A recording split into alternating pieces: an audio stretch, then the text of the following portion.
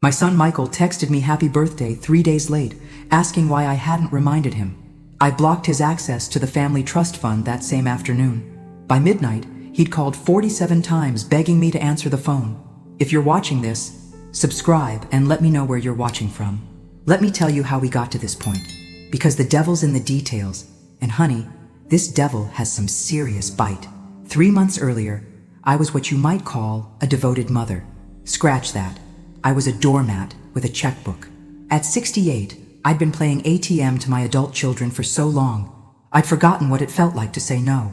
My late husband, Robert, left us very comfortable when he passed 5 years ago. Comfortable enough that our son Michael and his wife Nora could afford their dream house in Westchester, their kids' private school tuition, and Nora's shopping addiction. I lived quietly in my Park Avenue apartment, the same one Robert and I had shared for 30 years. Every Sunday, I'd drive out to Westchester for family dinner. Every holiday, I'd write another check. Every birthday, wedding, or graduation, I'd open my purse without question. I thought I was being generous. Turns out, I was being stupid. The warning signs had been there for months. Michael stopped calling unless he needed something. Nora would barely make eye contact during our visits, too busy scrolling through her phone or coordinating with contractors for their latest home renovation. My grandchildren, Emma and Jake, 12 and 14 respectively, had been polite but distant, treating me like an obligation rather than family. But I chose to ignore it all, because I believed in family loyalty. I believed love meant sacrifice. I believed that if I just gave enough, did enough, they'd appreciate me. What a fool I was. The day before my birthday, I'd gone shopping for ingredients to make Michael's favorite chocolate cake, the same one I'd made for him every year since he was 5. I spent 2 hours in the kitchen, my arthritic hands struggling with the mixing bowl, but determined to create something special. Something that would remind him how much his mother loved him. I texted him that morning, a simple message. "Cake's ready whenever you want to stop by." No response. I waited all day. Every time a car passed outside, I'd peek through the curtains, hoping to see his silver BMW pulling up. Every time my phone buzzed, my heart would leap, thinking it was him calling to apologize for being late. But the hours ticked by. Morning became afternoon. Afternoon became evening, and evening became another sleepless night. The chocolate cake sat untouched on my kitchen counter for 3 days, growing stale like my hope. On the 4th day, I threw it away, fighting back tears as I scraped Robert's favorite recipe into the garbage disposal. That's when reality hit me like a freight train. My own son had forgotten my birthday. Not delayed, not postponed, completely forgotten. I'd spent decades putting everyone else's needs first. When Michael got divorced from his first wife, I'd helped with his legal fees. When he remarried Nora, I'd paid for their honeymoon to Italy. When they couldn't afford their house down payment, I'd written a check for $200,000 without blinking. And this was my thanks. Radio silence on the one day that should have mattered. I was pouring myself a second cup of coffee when my phone finally buzzed. Michael's name appeared on the screen. And for a moment, my traitorous heart skipped with hope. "Hey Mom, happy birthday. Sorry it's a few days late. You should have reminded me about it." I should have reminded him, as if it were my responsibility to ensure my own child remembered the day I'd given birth to him. I stared at that message for a full 10 minutes, reading it over and over, feeling something cold and hard settle in my chest where warmth used to live. Should have reminded him, like I was some random acquaintance instead of the woman who'd carried him for 9 months, who'd walked the floors with him during colicky nights, who'd worked 2 jobs to pay for his college education. My fingers hovered over the keyboard. The old Dorothy would have typed back something gracious. "Oh, don't worry about it, sweetheart. These things happen." The old Dorothy would have made excuses for him, probably invited him over for dinner to make up for his oversight, but the old Dorothy had died somewhere between throwing away that birthday cake and reading his pathetic non-apology. Instead, I called my lawyer. "Dorothy!" James Richardson had been our family attorney for 15 years. "What can I do for you today?" "I need to make some changes to the family trust arrangements," I said, my voice steadier than I'd expected. "How quickly can you restructure the distributions?" There was a pause. James knew about the monthly payments to Michael's family. He'd helped set up the automatic transfers when Robert died. May I ask what prompted this decision? I almost laughed. What prompted it? 20 years of taking me for granted. A birthday forgotten like yesterday's trash. A text message that treated me like an inconvenience. Let's just say I've had a change of perspective about family obligations. James worked faster than I'd expected. By Tuesday afternoon, all automatic payments to Michael's accounts had been suspended. The monthly transfer that covered their mortgage, car payments, and Nora's credit cards simply stopped flowing. I didn't tell them. Why should I? They'd never asked where the money came from, never questioned whether I could afford their lifestyle, never once said thank you for bankrolling their American dream. Instead, I waited. And you know what? The wait was almost enjoyable. For the first time in years, I felt like I held the cards instead of constantly folding. It took exactly 6 days. I was reading in my favorite armchair, enjoying a cup of tea and the blessed silence of my own thoughts, when my phone started ringing. Michael's name flashed on the screen. I let it go to voicemail. He called again, immediately, then again. By the 4th call, I was genuinely amused. Where was all this urgency when it came to remembering my birthday? The 5th call came with a text. Mom, please pick up. There's been some kind of mistake with the bank. Mistake. That's what he called it, when the gravy train finally derailed. I poured myself a glass of wine and settled back into my chair. Let him sweat a little. Lord knows I'd sweated plenty over the years, wondering if I was doing enough, giving enough, being enough for children who couldn't be bothered to remember when I was born. The calls kept coming. 7, 8, 9, each one more frantic than the last. By the time I went to bed that night, Michael had called 23 times. Nora had called 6. They'd left a total of 14 voicemails, each one more panicked than the last. The first few had been confused. Mom, I think there's been a banking error. Can you call me back? By message 7, confusion had turned to worry. Mom, please call us. The mortgage payment bounced, and we need to figure out what happened. By message 12, worry had become panic. Dorothy, this is Nora. We need to talk, now. The last message, left at 11:47 p.m., was pure desperation. Michael's voice was strained, exhausted. Mom, I know you're angry about the birthday thing. I'm sorry, okay? But this isn't funny anymore. Please call me back. We need that money. We need that money. Not, we miss you, or we're worried about you, or we love you. Just, we need that money. Perfect. After all these years, he'd finally told me the truth about what I meant to them. I turned off my phone and slept better than I had in months. The next morning brought a new experience. The sound of someone pounding on my apartment door at 7:30 a.m. I took my time getting dressed, choosing a comfortable sweater and my favorite pearls. If Michael and Nora wanted to have this conversation, I was going to look dignified while I had it. Through the peephole, I could see them both standing in the hallway, looking harried and desperate. Michael was pacing, running his hands through his hair. Nora stood rigid, clutching her designer purse like a weapon. I opened the door with a smile. Good morning, dear. What brings you by so early? Michael pushed past me into the apartment, Nora following with a face like thunder. Mom, what the hell is going on? Michael demanded. The bank says all transfers from your accounts have been stopped. Our mortgage payment bounced, our car payments bounced, and Nora's credit cards have been declined. I closed the door and turned to face them. They both looked panicked, overwhelmed, like children who'd suddenly discovered the world didn't revolve around them. Would you like some coffee? I asked pleasantly. We don't want coffee, Nora snapped. We want to know why you've cut off our money without warning. Our money. How interesting that Nora thought money I'd earned, inherited and managed, was somehow theirs by right. I walked to the kitchen and began preparing coffee anyway, taking my time measuring grounds and adding water. Let them watch me move at my own pace for once. I've been doing some thinking lately, I said conversationally, about family dynamics, financial responsibility, basic human courtesy.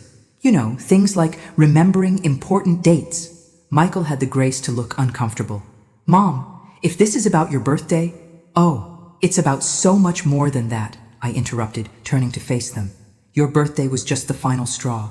Do you know how long it's been since either of you asked how I'm doing? How I'm feeling? Whether I need anything? They stared at me blankly.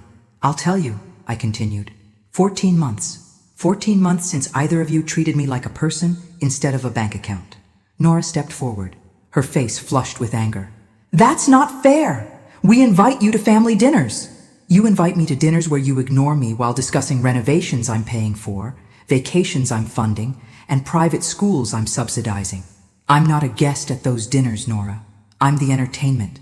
The crazy old lady you tolerate because she writes the checks. The silence stretched between us like a chasm. Michael sat down heavily on my couch, the fight going out of him as he realized I wasn't bluffing. "Mom," he said quietly, "I know we haven't been the most attentive lately, but cutting us off completely? That's extreme. Extreme. Coming from someone who'd forgotten his mother's birthday and then blamed her for not reminding him. Is it extreme, Michael? Let me put this in perspective for you." I walked to my desk and pulled out a folder I'd prepared. "In the 5 years since your father died, I've given your family $847,000 in direct payments alone. That's not including gifts, holidays, special occasions, or the house down payment. Just monthly support payments. Nearly $1 million in cash transfers." Nora went pale. I don't think she'd ever added it up. "In return," I continued, "you've visited me exactly 32 times. That comes out to roughly $26,000 per visit. I've attended 14 family events where I was treated like an obligation. That's about $60,000 per event where I was made to feel unwelcome." Michael opened his mouth to protest, but I held up my hand. "I'm not finished. You've called me to ask about my health or well-being exactly 7 times in 5 years. 7 times, Michael. But you've called to ask for money 43 times. The numbers hung in the air like an indictment, because that's exactly what they were.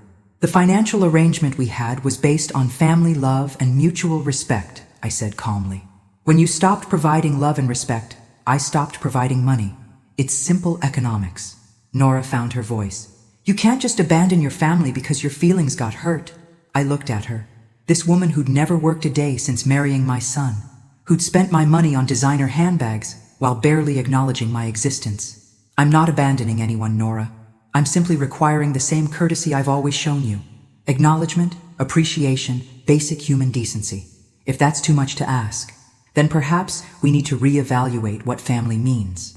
Michael leaned forward, his voice taking on the wheedling tone he'd used as a child when he wanted something. "Mom, we can do better. We can call more, visit more. But we need that money. The house, the kids' schools, everything depends on it. Everything you've built depends on my generosity," I corrected. "And generosity requires gratitude, not entitlement." I stood up, smoothing down my sweater. "I'm going to make you both a proposition." I walked to the window, looking out at the bustling street below. From up here, people looked like ants, scurrying around with their urgent little purposes, much like my son and daughter-in-law were about to do. "Here's my offer," I said, turning back to face them. "You have 30 days to show me that I'm more than just a funding source to this family, not through desperate phone calls or panicked visits, but through genuine interest in my life as a person." Michael and Nora exchanged glances, and I could see the calculation in their eyes. They were already strategizing, figuring out how to manipulate me back into opening my checkbook. "What exactly does that mean?" Nora asked carefully. "It means treating me like family instead of like an ATM. It means remembering important dates without being reminded. It means asking about my day, my health, my interests, my feelings.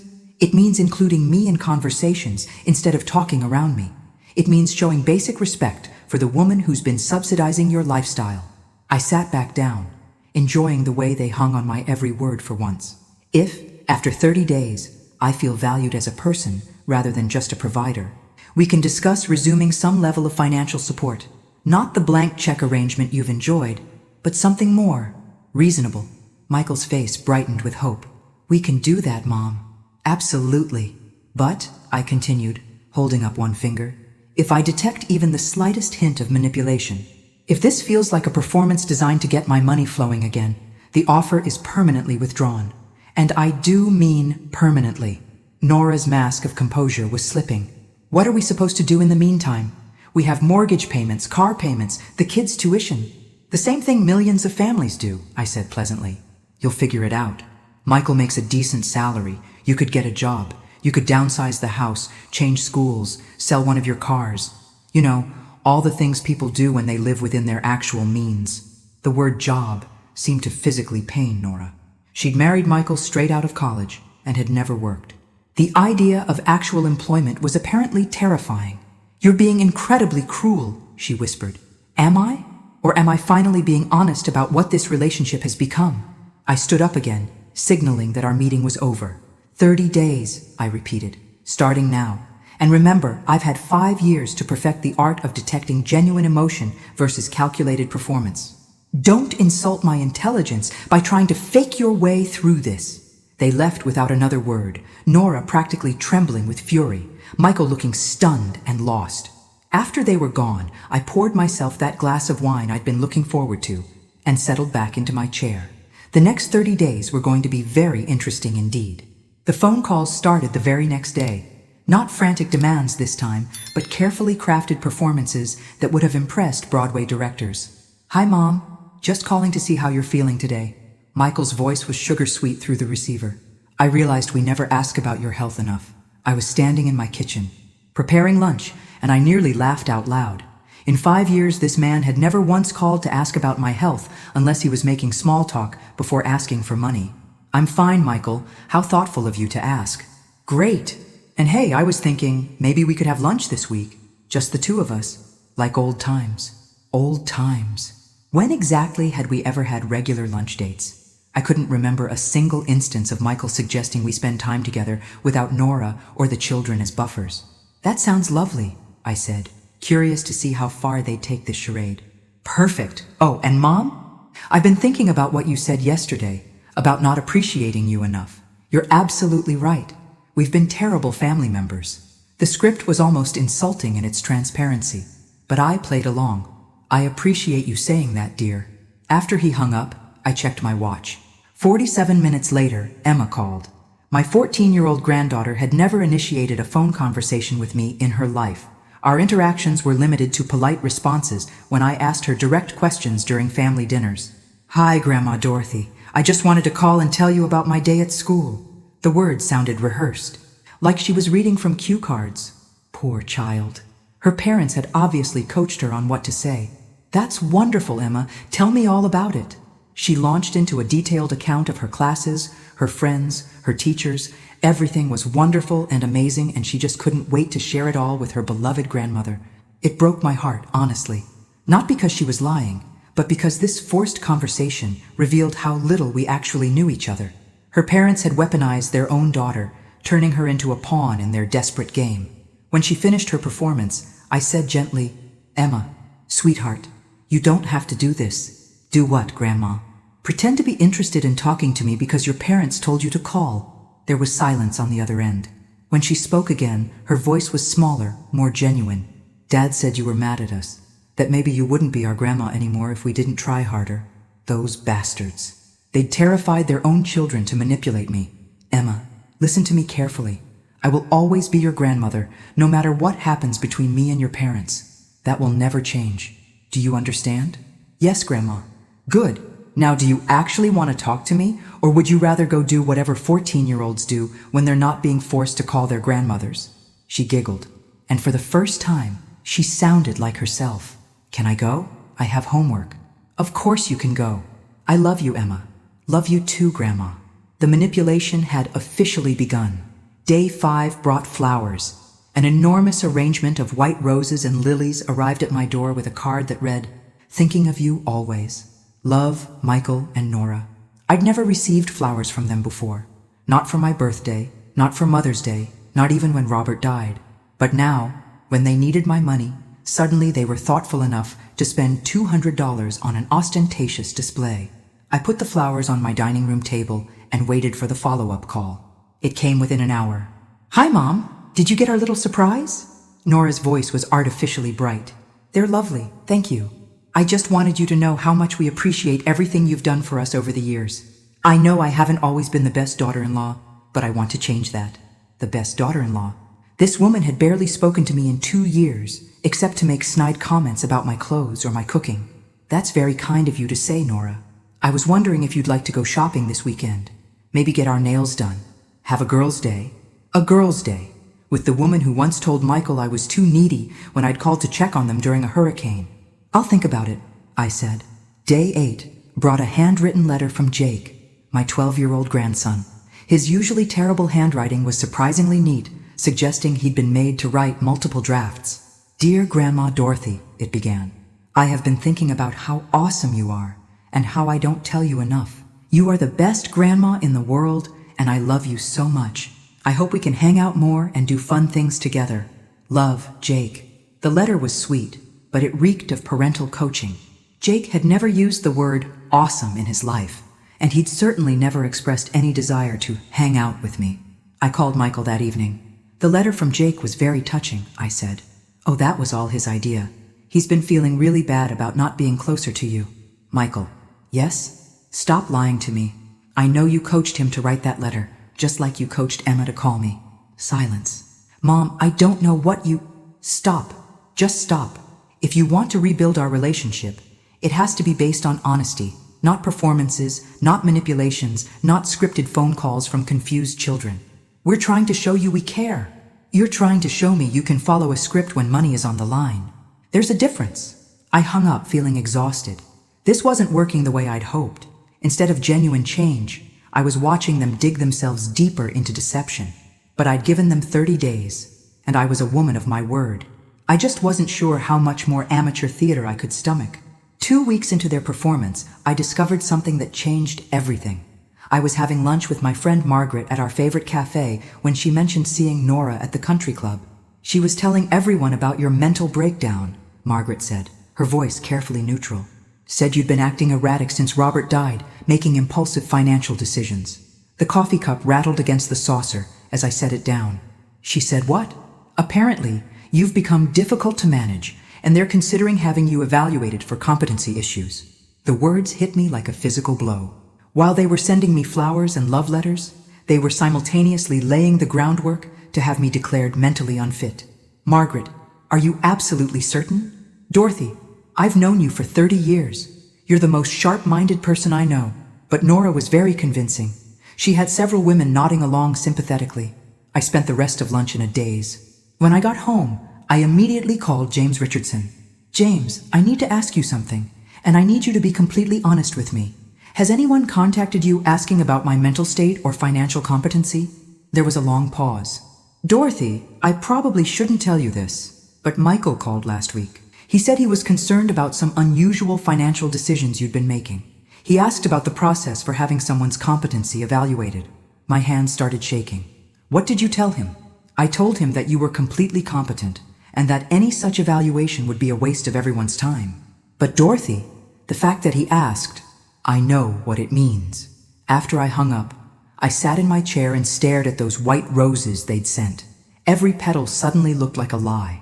Every fragrant bloom was part of an elaborate deception designed to make me look unstable when I inevitably rejected their fake affection. They weren't trying to win me back. They were building a case against me. I thought about all the carefully orchestrated phone calls, the sudden interest in my well-being, the flowers, the children's letters. It wasn't love. It was evidence. Evidence that they were caring, attentive family members, dealing with a difficult, irrational old woman who'd cut them off without cause. The revelation should have crushed me. Instead, it filled me with a cold, calculating fury that I hadn't felt since I was young enough to fight dirty. They wanted to play games? Fine. But they'd forgotten that I'd been playing this game a lot longer than they had. And I was much, much better at it. I spent the weekend planning. By Monday morning, I knew exactly what I needed to do.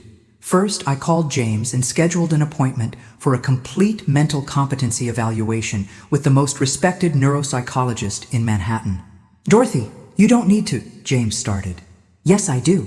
When this is over, I want documentation that I'm of sound mind and capable of making my own financial decisions." Next, I called Michael. "Mom, how are you feeling today?" The fake cheerfulness was starting to grate.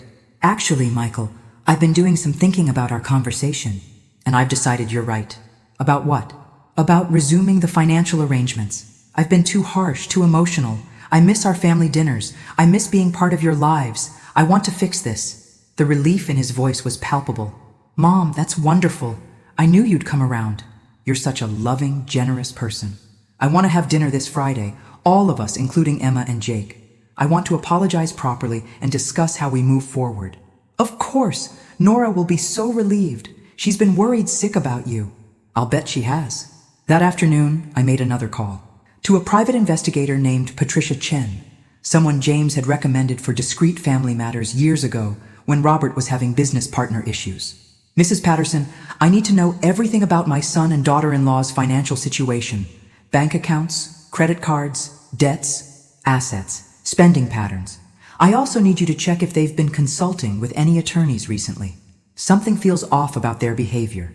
Patricia had already done preliminary work on my family during Robert's business disputes, so she had existing files and contacts. Her updated report arrived Thursday morning, and it was even worse than I'd suspected. Michael and Nora were drowning. Beyond the obvious expenses I'd been covering, they had racked up massive credit card debt. Nora's shopping addiction was far more severe than I'd realized. They owed money on both cars, had taken out a second mortgage on the house, and were behind on Jake's tuition payments. But the most interesting discovery was a bank account I didn't know about. An account where they'd been depositing and immediately withdrawing large sums of money for the past 2 years. My money. They'd been taking the funds I provided and moving them through a separate account before paying their bills. Why would they do that unless they were planning something? The answer came in the form of financial planning documents Patricia had uncovered. Documents showing that they'd been working with a lawyer to establish guardianship over my assets since Robert's death. It started right after the funeral, when I'd been grief-stricken and making large financial gifts to cope with my loss. They'd been planning this for 5 years. The gradual distance, the increasing demands, the casual cruelty. It was all designed to establish a pattern. The generous but unstable widow who needed protection from her own poor judgment. I'd thought I was teaching them a lesson about respect and gratitude. They'd been playing a much more dangerous game. Friday dinner was going to be very interesting indeed. Friday evening, I sat at the head of Michael and Nora's dining room table, watching them perform their greatest hits of fake affection. They'd gone all out for this dinner, using their good china and even lighting candles. Emma and Jake seemed genuinely happy to see me, which was the only real bright spot in this elaborate production. "Mom, you look wonderful," Nora gushed, though her smile never reached her eyes. "That dress is so flattering." I was wearing the same black dress I'd worn to Robert's funeral. She'd complimented it before, back when she was still pretending to like me. "Thank you, dear. You look lovely as always." Michael raised his wine glass. "I want to make a toast to family, to forgiveness, and to Mom for being the most generous, loving woman we know." "To Grandma," Emma and Jake chorused, and their enthusiasm was genuine enough to make my heart ache. We made it through the appetizer and main course with their performance in full swing. They asked about my health, my hobbies, my plans for the holidays. They laughed at my stories, complimented my jewelry, and treated me like the beloved family matriarch they'd never actually considered me to be. It was masterful, really. If I hadn't known what I knew, I might have been fooled. After dessert, I stood up. "I have something I want to say to all of you." Michael and Nora leaned forward expectantly, probably anticipating my tearful apology and promise to restore their funding. "These past 2 weeks have been so enlightening.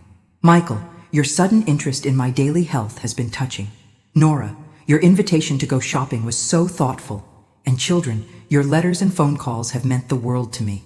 They were practically glowing with anticipation. It's made me realize how much I've been missing, how important it is to be truly involved in each other's lives. Michael nodded eagerly. "Exactly. That's exactly what we've been trying to show you. Which is why I've decided to be much more involved in managing all of our affairs. I met with James Richardson yesterday to review the family trust documents." Nora's smile flickered slightly. "I also had a complete psychological evaluation done, just to make sure I'm making sound decisions. Clean bill of mental health, as it turns out." Michael's face went pale. "And I hired a private investigator to do a thorough financial review. Very thorough." The silence in the room was deafening.